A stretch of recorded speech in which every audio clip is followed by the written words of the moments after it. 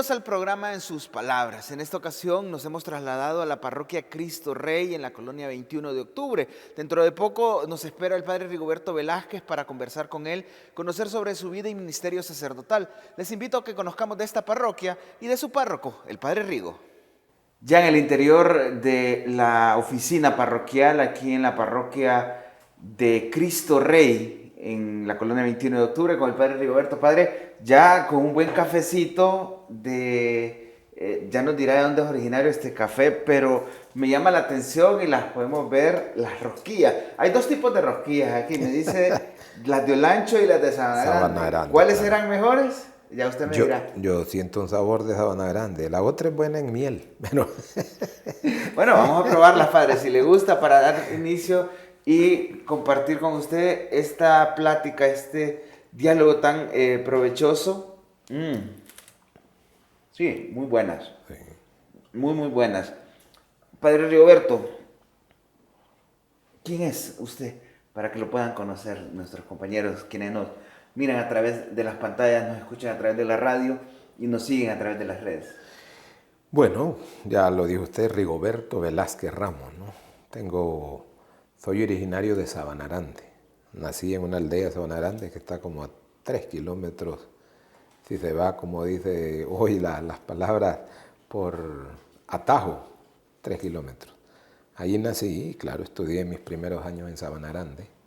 Allí teníamos casa también y luego al seminario menor.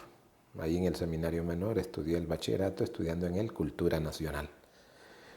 Desde muy joven, entendemos entonces, salió de casa para estudiar, pero ¿cómo está constituida su familia? ¿Cómo fue ese núcleo familiar? Bueno, mis padres, pues se casaron, mi mamá se casó joven, mi papá ya tenía más años. Mi papá era comprometido, eran casados por la iglesia de inicio, somos una familia grande con 10 en total, ¿no? ¿10 hermanos? 10 hermanos, pero ya se murió varios, ya estamos pocos. Mi papá era legionario, ¿no? Mi papá murió, yo tenía pues 2 o 3 años creo cuando él falleció. Y ahí podemos decir que fuimos creciendo como familia muy unida, ¿no? Todos los hermanos, casi varones todos, solo 2 hermanas, una que se hizo religiosa, que también ya partió al cielo, ¿no? Y mi hermana, que es la que está, y que es seguidora de muchos programas de Radio Católica también, le gusta mucho. ¿Desde muy pequeño le tocó criarse con mamá? Sí, exactamente. Desde muy pequeño quedamos, prácticamente ella enfrentó todo, ¿no? Ella le tocó enfrentar toda Pero claro, yo era de los pequeños ya. Okay. Ya todos debían. Y que en aquel tiempo, pues ya los que ya quedaban de 15 años, 16, ya eran personas mayores, prácticamente con responsabilidad. Diferente el tiempo de hoy, va, que uno de 15 años es un niño todavía, ¿no? Sí. En esas épocas ya un joven de 15 años, 18 años, era alguien que asumía responsabilidades. Es decir, usted era de los menores, de los consentidos. Y pues a saber, va. Pero sí, mi mamá nos consentía todo. Mi mamá nunca tuvo alguien preferido, no, siempre ella. Bueno, a tal grado que mi mamá nunca nos dijo vos. Y siempre a mí me decía Riguito. Riguito. Riguito, ¿no? Entonces, crecimos con todo ese cariño familiar. Tanto con mi mamá, mis hermanos, que ya prácticamente yo crecí con mis 2 hermanas y mi mamá prácticamente. Ya todos ya habían ido, ¿no?, a trabajar y todo eso. Entonces, éramos poquitos. ¿Pero tiene un hermano menor? Sí, Rubén. Entonces, era un poquito el ciclo, pero Rubén lo trajeron también para Tegucigalpa. Y allá nos quedamos prácticamente el núcleo y después mi hermana, éramos 3, al final éramos 3, ¿no? Directamente ahí, a tiempo. Claro, después llegan mis hermanos, estaban sus vacaciones, De esa manera fuimos creciendo, un grupo muy unido, muy bonito. Y mi mamá, pues, estaba allá y tenía un negocio también en el pueblo, decíamos nosotros, en Sabana Grande. Ahora Sabana Grande es ciudad, ¿no? Entonces, en ese tiempo le llamamos así el pueblo, ¿no? Entonces, así vivimos, crecimos bien. Yo siento en la niñez muy bien. Me gustaba jugar fútbol, toda esa niñez me encantaba, ¿no? Y Muy rico el café, padre, que podemos disfrutar aquí en sus palabras. Es decir, que en estas calles empedradas tradicionales de Sabana Grande, usted las pasaba recorriendo de niño, jugando, mientras su mamá estaba en el negocio. exactamente. Y me llevaba en la aldea y me llevaba en Sabana Grande. En la aldea y Sabana Grande, sí, en que Sabana Grande. Cuando éramos niños, acuerdo que 20 centavos valían más. Sí. Yo recuerdo un domingo daba 20 centavos, compraba una cosa, compraba otra y nunca se me terminaban. Entonces, épocas muy preciosas siento que viví, tanto en La Ceiba como en el propio Sabana Grande, porque también allí estudié los primeros años, más, hice el ciclo común. ¿Qué Ahí soñaba hacer de niño? Pues que realmente yo siempre pensé en la vocación sacerdotal desde niño. Ya he contado varias veces mi experiencia vocacional. No se me vino a la cabeza otra cosa que eso, ¿no? Claro, uno niño no tiene así tan...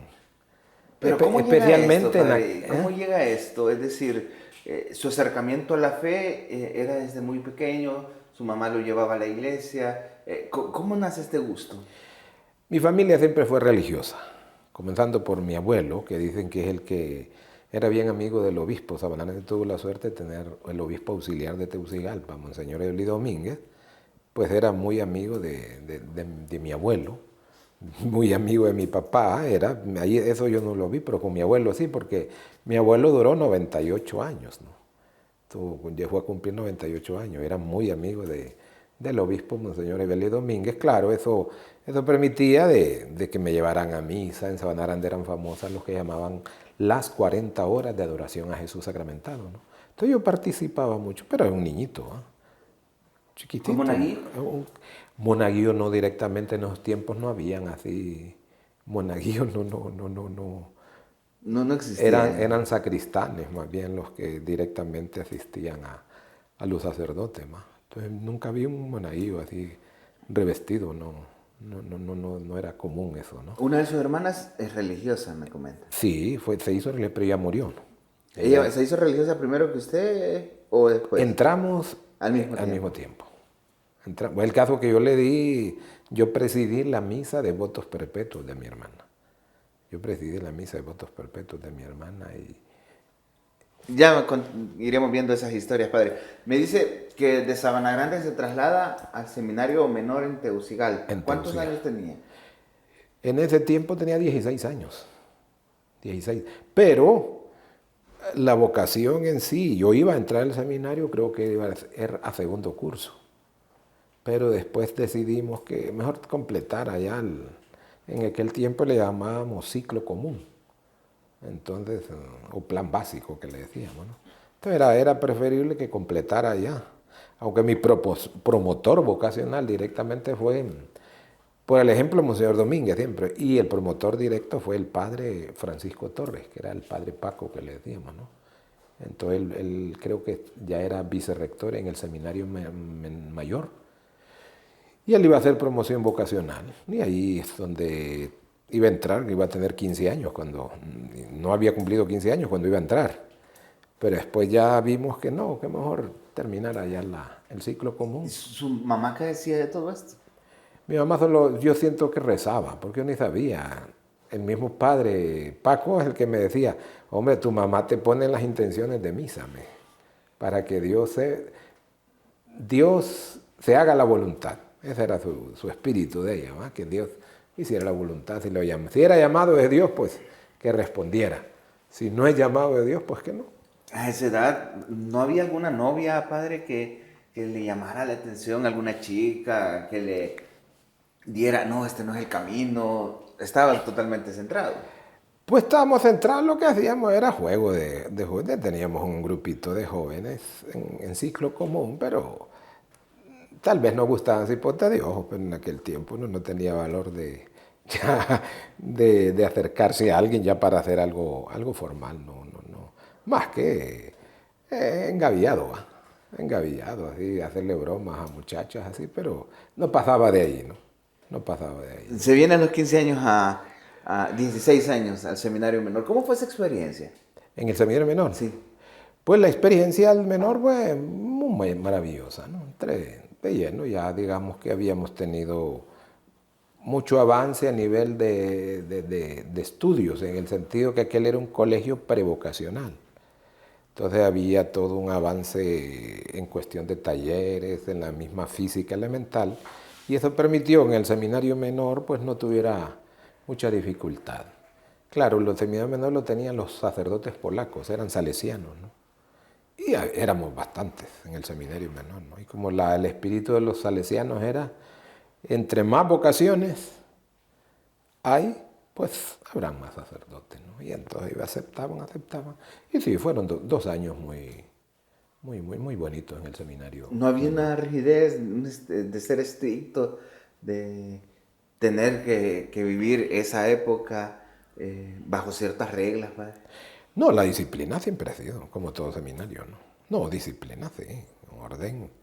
No tuvo problemas con eso. No, levantarse a las 5 de la mañana, la oración, la clase, la oración temprano, los estudios, la Santa Misa, las buenas noches, que ellos seguían el esquema salesiano.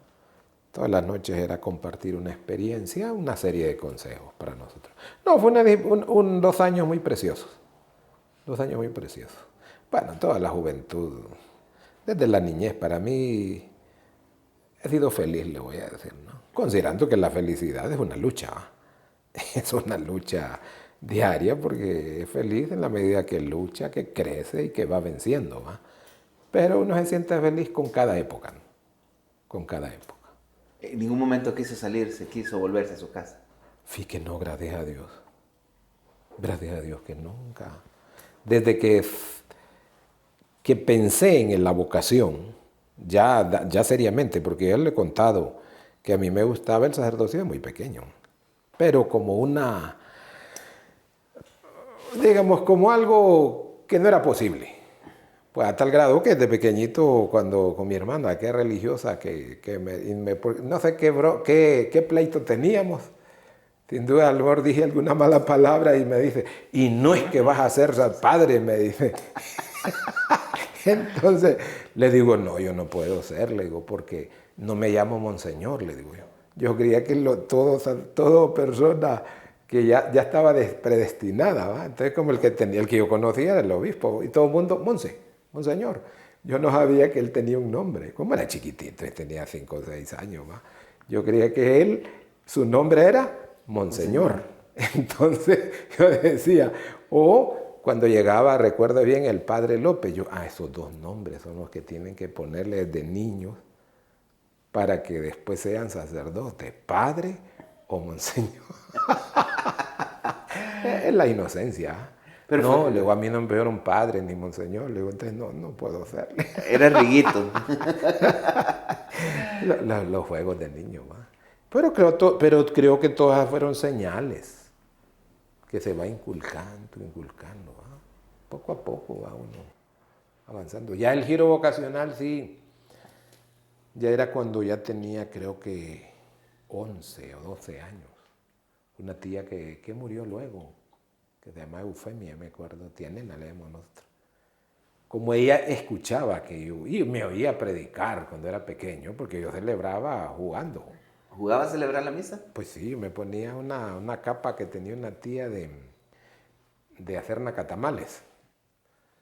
Me la ponía y predicaba a unos primos que estaban ahí. Pero el caso es que hasta mis tías venían a escucharme. Yo repetía lo mismo que escuchaba en la misa a Monseñor, ¿ma? Entonces decía lo mismo. Y un día una tía le dice, vení, le decía, ellas tenían una sobrina que ya estaba mayor, ¿ma? Y en esa época la gente no era muy común que las mujeres usaran pantalones o se pintaran las uñas. Y ella lo hacía. Entonces yo escuchaba a Monseñor hablando en contra de eso. Pues yo estaba repitiendo lo mismo y llama a esta pariente, creo que ella murió más bien. Le dice, vení, eso es para vos. Es juegos de niños, ¿no? Entre juegos, entre risa, pero la vocación iba floreciendo. Sí. Iba cultivándose. Iba cultivando, era parte. Porque realmente siempre me gustó ir a la iglesia pequeño y escuchar todo mensaje. ¿No era travieso? Sí. Que sea consciente, no, que yo recuerde, la mayoría de travesura, ¿va? Recuerdo una imagen, pero yo creo que debí tener mis 4 o 5 años. Fuimos era una charla para toda la asamblea, ¿eh?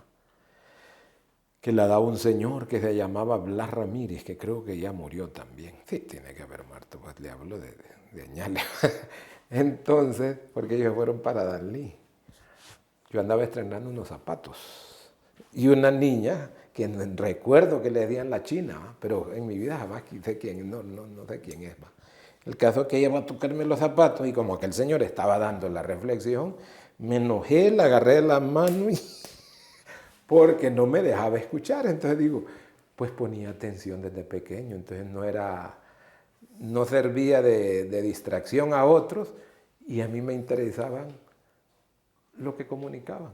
No me olvido de esas cositas, detallitos. Agarré a Cipoto que me va a tocarme los zapatos que andaba estrenando y porque me estaba desviando, me quitaba la concentración de lo que estaban comunicando en la reflexión, en el templo y todo, ¿no?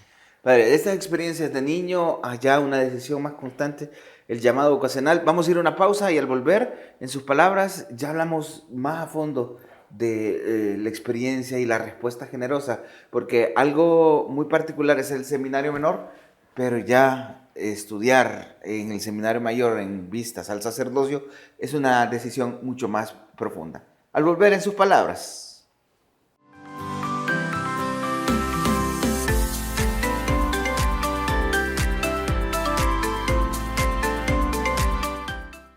Continuamos en el programa de sus palabras. Qué alegría estar nuevamente con ustedes después de esta pausa. Nos hemos trasladado a otro sector aquí de la parroquia Cristo Rey, la sede del Padre Rigoberto hace 24 años de misión por estos lados. Padre, un lugar muy especial, un lugar de oración, de encuentro con Dios, con la presencia del Señor, entonces no estamos solos. Y es muy propicio porque el Señor que está aquí presente le llamó ya de una manera más formal, más seria, esperando una respuesta generosa. Hablamos del seminario mayor, padre. Decide entrar al seminario mayor, ya continúa con este proceso. ¿Qué pasaba por su cabeza? Bueno, el seminario menor le sirve de base, ¿va? Hasta el mismo estilo de oración, de preparación. Entra uno al seminario, pero ya se siente ya la diferencia, ¿va? Porque es un poquito más de autoformación. Es decir, ya la presentación ya no es un cuidar de niños, sino ya seriamente en los estudios ya de la filosofía. La ventaja que tuvimos en el seminario mayor, podemos decir, es que eran padres las misiones extranjeras, ¿no? Javerianos, con una experiencia muy buena y una formación integral, ¿no? Seminario mayor ya se nos presenta de una sola vez las 4 líneas de formación. Ya la formación espiritual, la formación comunitaria, la formación pastoral y la formación intelectual. Entonces esos 4 campos tiene que tenerlo bien claro uno, porque todos tienen que dar respuesta, ¿no? El seminario estaba ya en Los Laureles, ¿en donde está actualmente? Sí, él ya tenía muchos años de estar ahí en Los Laureles, ¿no? Porque creo que Los Laureles pasó por los años 60, ¿no? Y yo entré en los años 80, ¿no? Ya como 82, 84, por ahí. Entré en el seminario mayor. Entra en el seminario mayor, empieza a estudiar la filosofía. ¿Las clases no tuvo ningún problema, padre? Pues gracias a Dios no. Gracias a Dios no tuve problemas. Como le dije, la formación javeriana siempre eran padres muy preparados, ¿no? Y siempre buscaban de enseñar y que uno fuera adelante, ¿no? Uno fuera avanzando. En mi tiempo nunca vi, ya en los últimos años sí, que habían, de los que iban llegando, que habían recuperaciones. En el tiempo que yo entré nadie pensaba en esas cosas, ¿no? Nadie pensaba en recuperación porque todo el que entraba tenía que, para eso estábamos ahí, ¿va? Gracias a Dios, allá en los 4 áreas que el seminario hay que asumir seriamente, vi que entré sin mucha dificultad, ¿no? Vi que en las 4, tanto en la pastoral, en la área espiritual, porque es fuerte también. Ya son pequeños grupos que se van formando como pabellones, como diócesis y como pequeños equipos también de fraternidad. Entonces, en la vida comunitaria se movía en en esos términos, ¿no? ¿Recuerda cuántos ingresaron con usted en esa ocasión? Pues creo que a primer año de filosofía éramos 27. De esos 27 creo que terminamos, si no me equivoco, 13. De 13 creo que no habemos, ya muchos, varios se han muerto. Algunos 5 o 6 creo que estamos todavía, ¿no?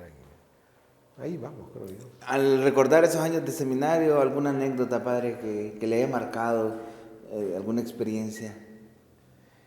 Bueno, el seminario tiene muchas etapas bonitas, tanto de, como digo, marca la formación del seminario. Y a veces uno tal vez la comparación no es buena, ¿va? Pero cuando uno le toca salir fuera y vi la formación del seminario, creo que fue una experiencia muy, muy integral. Digamos, ellos llevaban conferenciantes de fuera bastante, tanto de realidad nacional como de la violencia, como de la comunicación, personas muy preparadas, y eso nos permitía decir, bueno, esas experiencias van marcando también, porque no se centra todo solo en la enseñanza religiosa, sino en tener una idea, un concepto más claro de todo lo que va sucediendo fuera también, al mismo tiempo que es donde le toca después enfrentar esa realidad. Entonces, todo eso pienso que es una de las cosas que marca, es decir, la enseñanza, que era muy amplia. El otro es lo que siento que marcó es la vida espiritual. Yo gozaba lo que eran las horas santas, ¿no? Me encantaban las horas santas del seminario, porque teníamos tanto horas santas con todo el grupo, pero teníamos horas santas con los compañeros directamente, un grupo pequeño, ¿no? Era una vivencia muy bonita, porque, por ejemplo, cuando uno empezaba, yo miraba el ejemplo de muchos compañeros que agarraban las cosas muy en serio, ¿no? Entonces creo que eso va marcando también. Como repito, la enseñanza, el que no se cerraba todo lo religioso, sino que llegaban personas, y la vivencia espiritual, que fue, por lo menos en mi época, la vivimos bien, ¿no? Sobre todo la adoración al Santísimo. De niño, padre, jugaba a ser sacerdote, pensaba que los padres o quienes iban a ser sacerdotes tenían que llamarse padre y monseñor. Ahora el ser sacerdote ya implicaba un conocimiento más en su vida, ya tenía unos ideales del tipo de sacerdote que quería ser. Sí, yo siempre, bueno, la experiencia pastoral del obispo auxiliar de Sabana Grande creo que la he seguido, incluso eso marcó en mi primera experiencia en el paraíso, que llamaban la visita a las comunidades, ver enfermos, encontrarse allí con los delegados, con los catequistas, estarse todo un día en una aldea simplemente para platicar. Eso lo llevé siempre en la cabeza, ¿no? Claro, el estilo ya de evangelización en las ciudades es diferente, ¿no? Entonces marcó eso, y el espíritu de servir que yo vi siempre en los sacerdotes que trabajaron por lo menos en esa pequeña época, bueno, para mí fue ejemplo también. Mira, los padres que iban a las aldeas con...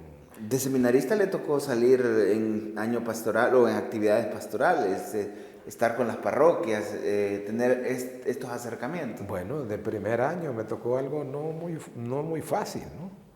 Nos tocó allá en un pueblo de aldeíta de Soroguara. Ya era seminarista del menor todavía. Lo que pasa es que mi promotor vacacional, como era vicerrector del seminario mayor, el padre Paco, de una sola vez me entró en la cuestión pastoral, y entonces nos fuimos allá a esa aldeíta. Recuerdo que ahí donde dormimos, en la iglesia, en unas bancas, y había un montón de murciélagos, mire, en la noche estaba pensando. Ni pudo dormir. Fueron experiencias tremendas, porque unos hipotes, pues yo en ese tiempo creo que no tenía ni 18 años, solo es que me tocó ir del seminario menor con experiencia del seminario mayor. Entonces, claro, recuerdo hasta las comidas, teníamos que caminar casi más de hora y media, donde íbamos a desayunar, y decíamos con el otro que era del seminario mayor, hijo, mira, y el almuerzo ya vamos a ir con hambre porque lo vamos a llegar y regresar. Experiencia dura, recuerdo, de entrada, pero muy bonita. Al final uno suma, dice, bueno, esa es la misión. Esa es la misión, entonces, de entrada. Y ya, no digamos en el seminario mayor, cuando ya uno disfrutaba la pastoral. Yo recuerdo la primera misión como seminarista, la arquidiócesis, creo que desde ahí se empezó a organizar lo que llamábamos misiones en el tiempo de las vacaciones. La primera misión fue en Suyapa, cuando la Basílica de Suyapa, bueno, me hablo del año 85, creo yo. Entonces, una misión muy bonita, ¿no? Me tocó, ya ni me acuerdo, ahora viendo ni sé dónde queda esa zona, ¿no? Con todo lo que ha cambiado Suyapa, pero una escuela que se llamaba Monseñor Jacobo Cáceres. Nos tocó con un seminarista que nos ordenamos diáconos, pero él después se hizo episcopal. Era una escuela que 15 días, pero que la llenábamos todos los días, ¿no? De jóvenes, de niños y de adultos. Fue una de las experiencias muy bonitas en pastoral, donde uno entra en contacto con las personas y recibes apoyo de las personas, pero lo precioso es el compartir y que la gente responde y que la gente es alegre y que la gente sabe orar y que la gente está ahí atenta. Fue una experiencia buena, es una misión. Unas misiones eran muy organizadas, ¿no? Las organizábamos en el seminario mayor, con sus objetivos, con todas las ideas fuerzas, con los objetivos generales y todos los específicos y todo. Y ya nos lanzábamos a la misión, habían evaluaciones, todo muy bonito. Creo que son parte de las experiencias pastorales. No sé si el seminario, por lo menos los años que estuve, lo hicimos todos los años. Después creo que con un tiempo cambiaron ya la metodología y se iban. En eso bajó también el número de seminaristas. En ese tiempo éramos más de 30 solamente de la arquidiócesis de Tegucigalpa, ¿no? Eso nos permitía hacer misiones, porque recuerdo, se hizo misión en Suyapa, se hizo en Sabana Grande, se hizo misión en El Paraíso, se hizo misión en Cantarranas, y si no me equivoco en Lloro también. Era parte de la arquidiócesis. Es que la arquidiócesis, todos esos departamentos pertenecían a Tegucigalpa. Lloro, El Paraíso, Francisco Morazán. Entonces, en todos lugares, en Talanga, todos lugares se hizo misiones. Concluyen las clases, concluye el seminario, se logra terminar con éxito y viene la experiencia pastoral. Para la experiencia pastoral. ¿A dónde lo envían? ¿Perdón? ¿A dónde lo envían, padre, a esta experiencia pastoral? Ya terminando el seminario. Sí. Ya terminó, al Paraíso. Ahí sí. ¿Cómo fue estos días? ¿Cómo fue esa misión? Bueno, en primer lugar, el asumir una regla, porque yo siempre deseaba ir a Sabana Grande.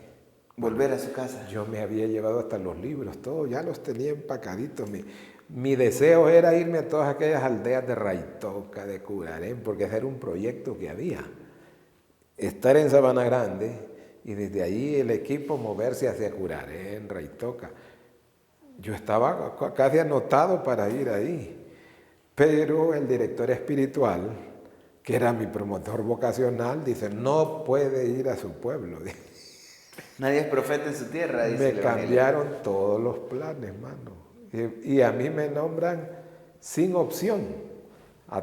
Éramos cinco, sí. De los 5 a todos les preguntaban, ¿dónde quieres ir? ¿Aquí o allá? A mí no me preguntaron, sino que, porque decían, si le decimos que te va a ir ahí, él de un solo dice allí, porque es donde quería ir, ¿va? Y me mandan allá a la frontera, ¿va? Bueno, no me quedó. La frontera de Honduras con Nicaragua. Frontera con Nicaragua, la ciudad del Paraíso, que yo ni siquiera conocía. Donde me gustaba era Dalí, porque Dalí habíamos hecho misión ya como seminarista, y me encantaba. Entonces, sí, eso cambió, fue un momento crítico. Fue un momento crítico en las expectativas que uno tiene, porque el seminario uno sale con mucho entusiasmo y ya con ideas de querer trabajar, ¿no? Yo hasta planeaba, hombre, ¿dónde voy a ir a esos cerros allá de Raitoca que ni conocía, hombre? Más vale que no fui, porque... El Señor le tenía esperando el paraíso para esta experiencia. ¿Fue un año o cuánto tiempo fue? No, yo estuve después, no, allí nomás, mire, yo tuve la dicha que terminando el seminario, que voy inmediatamente a Choluteca, nos mandan a un curso. Después de ese curso a Choluteca, que se llamaba Fuerzas Vitales, me mandan a otro curso inmediatamente a Santa Rosa de Copán. Me acuerdo, fueron 3 semanas, creo yo, para aprender a medicina natural, ¿va? Que de eso ni me acuerdo ya, pero en el caso primero en Choluteca, inmediatamente, entonces ahí me pasé todas las vacaciones, pero asignado ya a esa parroquia del Paraíso. Llego a esa parroquia a finales de diciembre y solo llego y me dicen, fíjate que tu ordenación ya está preparada. ¿De qué? De diácono. Te vas a ordenar el 9 de febrero, donde pidieron ustedes en Talán. Yo ni sabía que ya nos tenían programada la ordenación diaconal. Es decir, sale en diciembre y en febrero le toca el diaconado. Sí. ¿Por qué Talanga? Habíamos hecho nuestra última experiencia pastoral en Talanga. Es decir, fue una prueba que hizo el seminario, que sacar los seminaristas mayores de Tegucigalpa, que fueran los fines de semana a una parroquia rural. Entonces nosotros íbamos todos los fines de semana a Talanga. Claro, y Talanga era una gente muy cariñosa, muy buena. Allá hay todavía personas, estaba de párroco el padre Tony Erazo, allá en Talanga, ¿no? Entonces ahí con el otro compañero, hombre, tenemos de diáconos aquí, le digo, porque es bonita. Y así lo hicimos, allí nos ordenamos. Pero lo que quiero decirle, yo ni siquiera sabía que ya tenía fecha de ordenación. Y cuando llego allá a la parroquia que iba, bueno, ustedes ya están. Y es que nosotros éramos los que comenzábamos lo que fue en aquel tiempo un proyecto de vida sacerdotal, que después desapareció. Entonces creo que nosotros éramos el tercer equipo. El primer equipo creo que era formado por el padre Tony, en ese tiempo Tony Salinas, se llamaba Alfonso y el otro Rafael. Después salió otro equipo y nosotros éramos el tercer equipo, más nuevos, entonces íbamos a impulsar lo que se llamaba el proyecto de vida sacerdotal. Entonces por eso es que la ordenación se dio un poquito más rápido. Padre, vamos a irnos a una pausa, pero al volver quiero que profundicemos más en esto, cómo fue esta ordenación, la presidió Monseñor Héctor Enrique Santos, entiendo. Vamos a la pausa en sus palabras y al volver seguimos con más.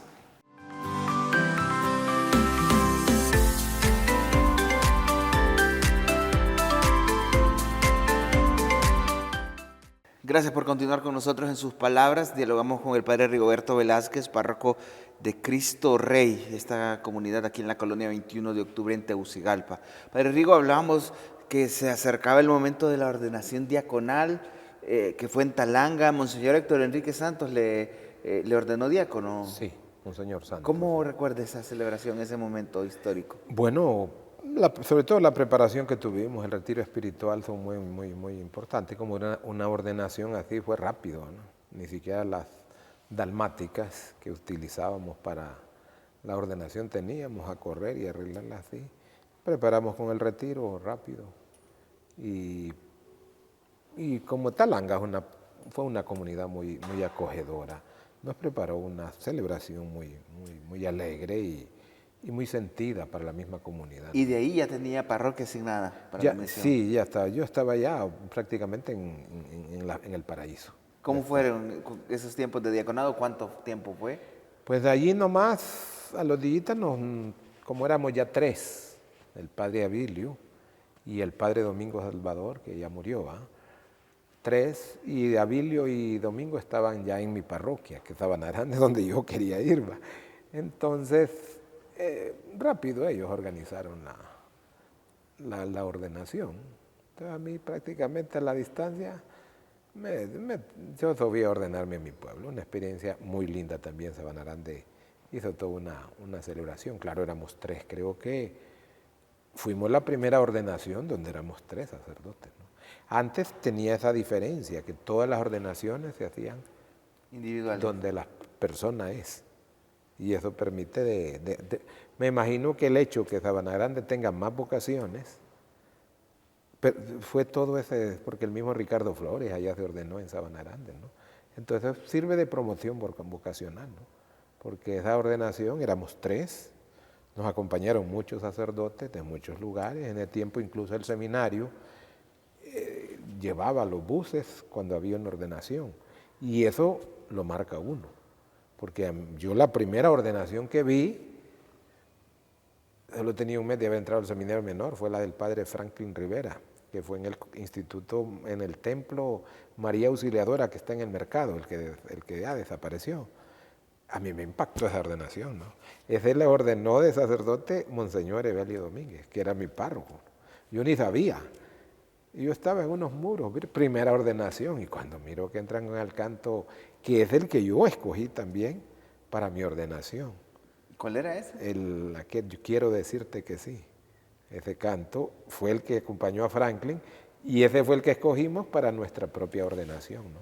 Que creo que fue de las últimas ya de Monseñor Héctor Enrique Santos, ¿no? Allá en Sabana Grande, y fue una celebración muy, muy bonita, muy sentida, muy preparada y sobre todo la espiritualidad va en cantos, ¿no? Esos actos no se le olvidan a uno. Yo siento tu voz muy dentro de mí, eso es emocionante. ¿No? Pero lo ordenan en Sabana Grande, pero tiene que volver al paraíso. Sí, bueno, el paraíso ya. Sí, ¿Cuántos bueno, años estuvo en el paraíso? como 8 años. Ahí es donde aprende a ser sacerdote, como popularmente se dice. Allí prácticamente, pero como dije, ya tenía la experiencia de los párrocos, de los que habían trabajado en Sabana Grande. Vi mucho a Monseñor Evelio toda mi vida, ¿va? Digamos, toda la infancia, con Monseñor Domínguez, como él era anciano, en las vacaciones que yo iba hasta la Pomesta, yo vivía casi a 3 cuadras de la iglesia, ¿va? Entonces yo pasaba ahí y el viejito era muy acompañar a las comunidades hasta haciendo carretera más. Hay veces que vas en la tarde tal cosa, vamos mejor a tal aldea. Y como iba como turista, él ya nos llevaba a comer ahí en el comedor que tenía con las monjitas. A veces que estábamos jugando con un compañero, tal vez ahí en el salón parroquial, y ya pasábamos señor Domínguez. ya indicaba que íbamos a comer. ¿Monseñor Domínguez le pudo haber ordenado? Sí, él hubiera estado, sí. Pero él se murió cuando yo ya era segundo teología. Lo lloré bastante, ¿no? Porque yo tenía esa inspiración que él me iba a ordenar sacerdote, pero murió de 78 años el viejito, porque él no hablaba mucho de la vocación, pero era un hombre de Dios, ¿va? Un hombre cariñoso. Monseñor manejaba hasta aquí en la sotana, porque él usó sotana toda la vida, así como Señor Santo, ¿va? Una bolsita de dulces que le hacían huevitos. A él llegaban todos los niños de la escuela, pasaban saludando, Monse, ya les daba él. Todo niño que se acercaba, ya les daba él su dulcito. La caminaba aquí a bolsita. Entonces, él no hablaba de la vocación así teóricamente, pero con su estilo de vida marcaba, ¿no? Porque era un hombre que, si un enfermo estaba, él salía, pero inmediatamente, ¿no?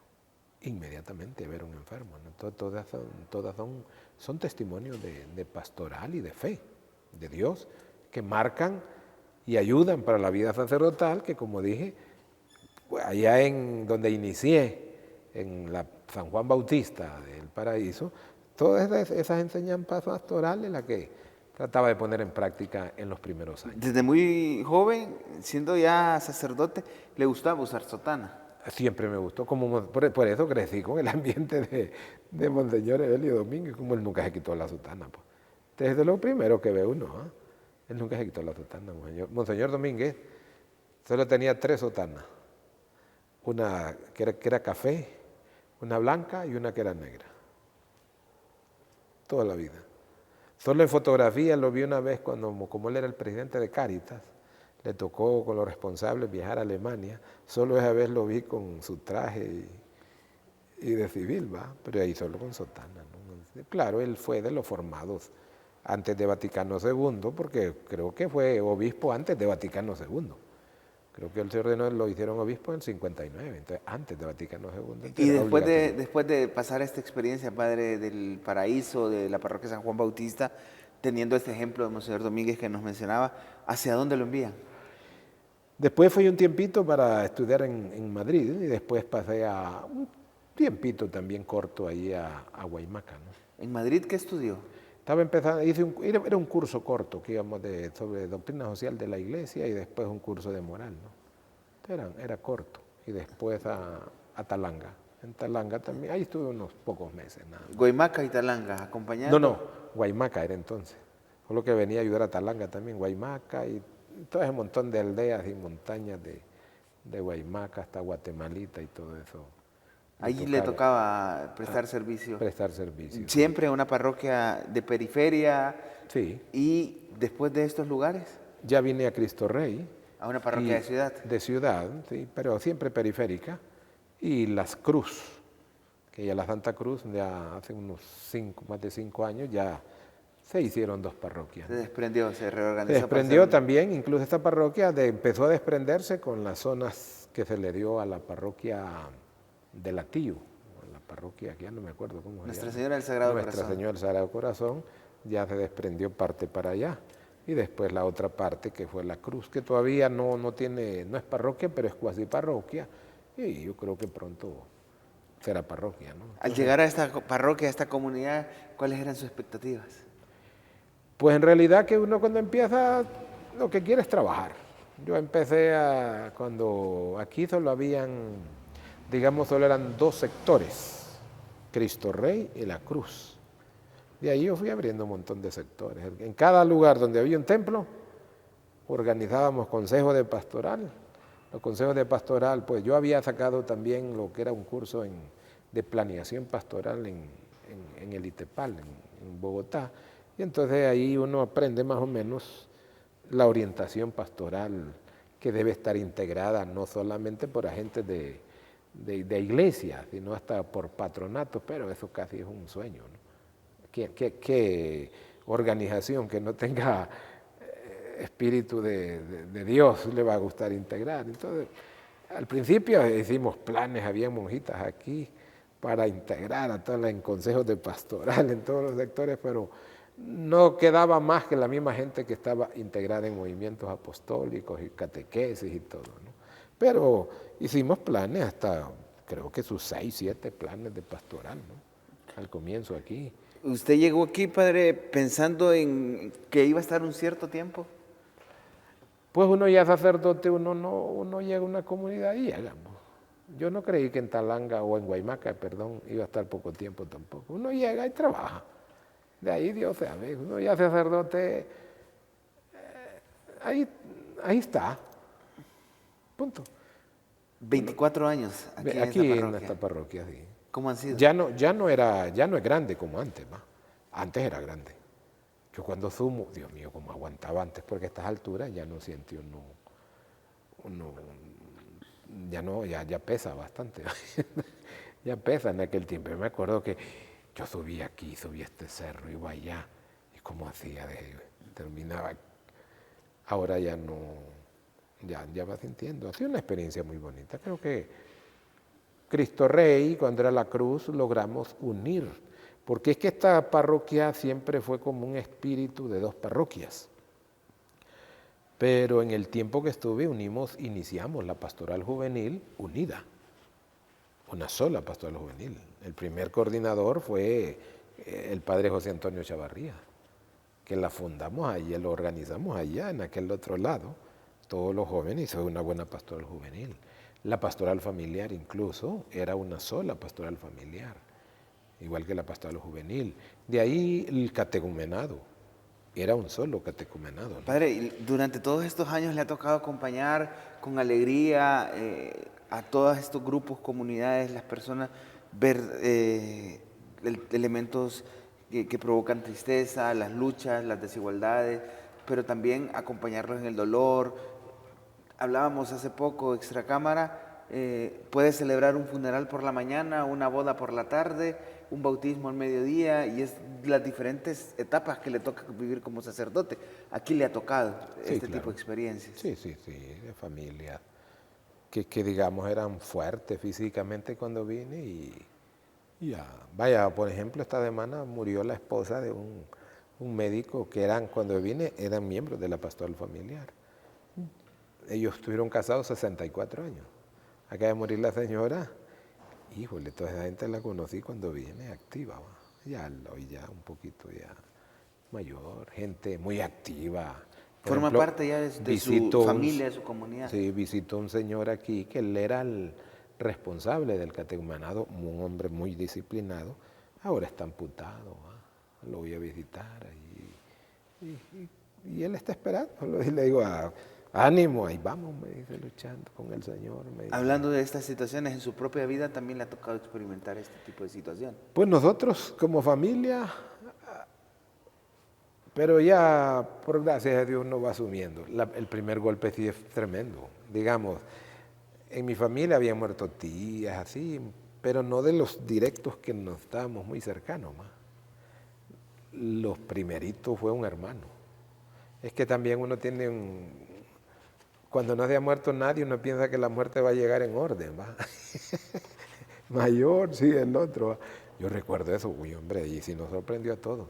Pero claro, nos permitió después darnos cuenta que cualquiera puede morir. Y Usted entre mismo ellas, ha padecido algunas enfermedades. yo, tengo 5 cirugías. Bueno, tuve una enfermedad en un riñón, que era un cáncer ya, grado 3, y ya a punto de empezar a salir. Bueno, estoy siguiendo todavía, la llamamos seguimiento clínico, que es una serie de exámenes que le hacen a uno en la sangre para ver si...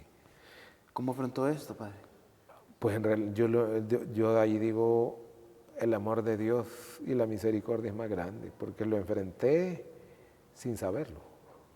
El médico lo sabía, los exámenes salían bien, pues el médico sabía qué es lo que estaba pasando y cuál era el desenlace. Pero la ventaja fue que fui a tiempo, ¿no? Fui a tiempo. Si me 5 tardo, cirugías. yo he tenido 5 cirugías en suma, pero las 2 últimas y sobre todo la penúltima fue la que es mortal, mejor dicho, porque todavía un cáncer no es... Y a grado 3 no es cuestión de un juego. ¿Va? Pero lo que yo asumo es, yo pedía oración antes a toda persona, ¿no? Incluso en las misas, yo me operaba al día siguiente, me incliné, que la gente orara. Pues la gente oró, yo digo que todo eso sumó para tener unos añitos más. Porque yo recuerdo que el médico, cuando yo no sabía, me dice, no, me está tiempo, me dice, padre, está tiempo, sus añitos más los va a tener tranquilo. Pero a todo esto yo no sabía qué era en realidad. Yo no sabía. ¿Y cuando se da cuenta?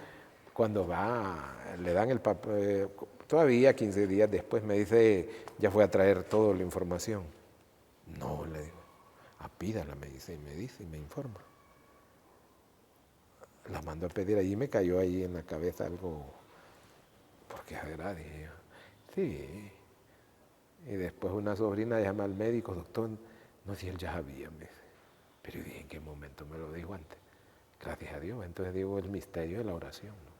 Porque usted sabe, cuando esos tipos de enfermedades se da cuenta antes, lo puede sorprender interiormente, ¿no?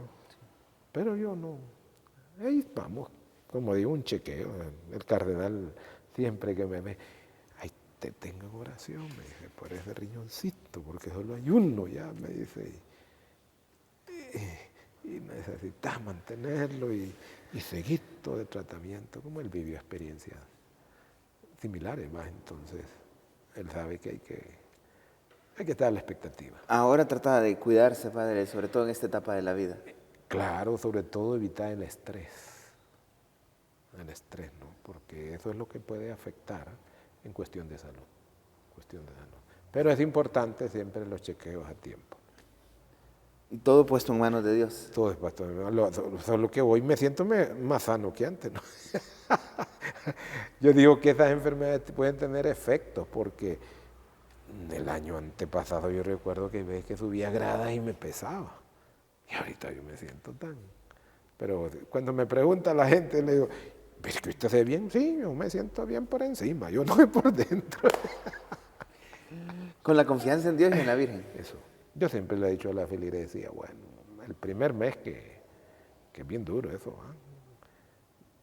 La oración, yo siempre he tenido 3 palabras antes de eso.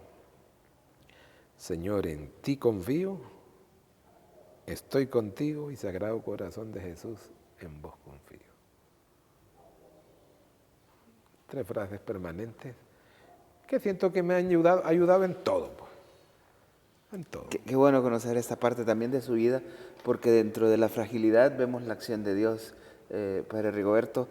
Para conocerlo y a ir finalizando este espacio en donde hemos tenido la gracia de poder ver ese recorrido de su vida, esos años de ministerio sacerdotal, conociéndolo un poquito más, Padre, ¿cuáles son sus gustos, sus pasatiempos, sus hobbies? Bueno, mis pasatiempos, ay, miro una película tal vez que me guste, de las antiguas. Me gustan ciertas películas, además un pequeño pasatiempo y escuchar noticias sobre todo. A mí me gusta estar informado, ¿no? Informado, ya sea digo, voy en el carro, esto, me gusta ver de lo que está pasando. ¿Comidas preferidas, Padre? Pues yo sé, bueno, yo he descubierto que me gustan mucho los mariscos. O sea, ya me convencí. He dicho todo, pero todo me hacen daño. Porque es que en estos procesos le dicen a uno, no coma esto, no. Pero lo que siento que no me hace daño es la cuestión de marisco. Como eso estoy solvente. Pero como todo, ya siento, claro, por el cuidado que hay que tener más. El cuidado que hay que tener, pero uno, por ejemplo, el café no debo probarlo, usted vio. Hemos disfrutado también de ese café. Padre, ya para finalizar este espacio, queremos que nos regale su bendición. Desde ahí sentados sabemos que la bendición se da de pie, pero por el espacio en que estamos, si nos puede conceder la bendición. Bueno, Dios Todopoderoso y Eterno, gracias por la vida, gracias por tu amor, gracias porque a pesar de las limitaciones, tú estás vivo y estamos en tus manos. Te pido por Honduras, guía este país, que las próximas elecciones sean realmente transparentes, basadas siempre en la verdad y en la justicia para que haya paz. Bendice a estos hermanos de Suyapa Medios, bendícelos siempre, bendice a Eddie, bendice a este joven que nos acompaña y acompáñalo siempre, que experimenten tu presencia protectora donde se encuentren. Bendícelos en nombre del Padre, y del Hijo, y del Espíritu Santo. Amén. Amén. En sus palabras, con el Padre Rigoberto Velázquez.